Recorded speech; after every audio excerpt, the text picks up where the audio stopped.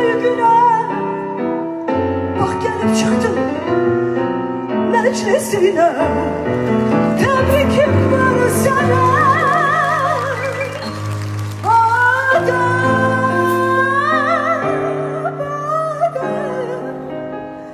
değmesin güzel güne. En güzel sahneler yaraşır sana.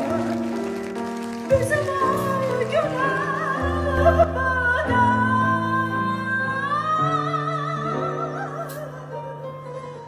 değmesin gözler. En güzel sahneler yaraşır sana. Ey canım, Seni çok istedim ki ilhamlandım. Hediyem var sana, sana. Eşkimi sana hediye gönderdim.